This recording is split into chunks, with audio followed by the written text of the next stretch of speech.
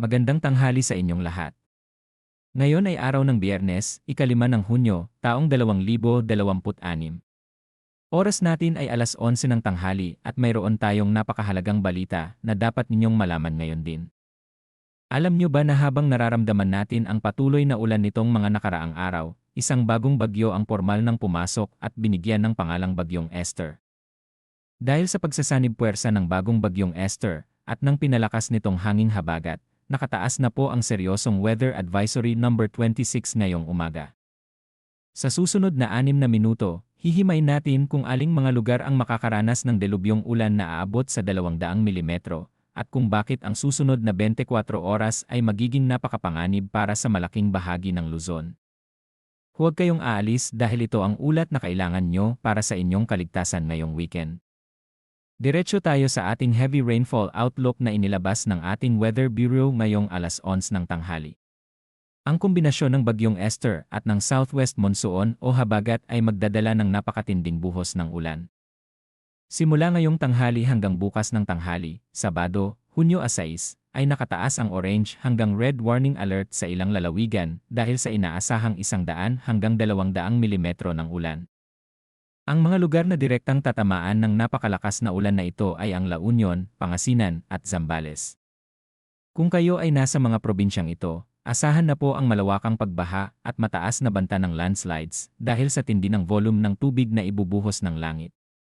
Hindi lang yan, dahil mayroon din tayong mararanasang 50 hanggang 100 milimetro ng ulan sa iba pang bahagi ng Northern at Central Luzon sa kaparehong panahon. Kasama rito ang Batanes, Ilocos Norte, Ilocos Sur, Abra, Benguet, at Bataan. Kahit mas mababa ito kumpara sa Pangasinan, ang 50 hanggang 100 milimetro ay sapat na para magdulot ng flash floods, lalo na sa mga mabababang lugar at baradong mga daluyan ng tubig. Pagdating naman ang bukas ng tanghali, Sabado, hanggang sa Linggo ng tanghali, ika-7 ng Hunyo, ay mananatili pa rin ang banta ng ulan. Inaasahan pa rin ang 50 hanggang 100 milimetro ng ulan sa Ilocos Norte, Ilocos Sur, La Union, Pangasinan, at Zambales. Ibig sabihin, halos walang patid ang magiging ulan sa kanlurang bahagi ng Luzon sa buong weekend na ito. Gusto kong bigyang diin ang isang napakahalagang babala mula sa mga eksperto.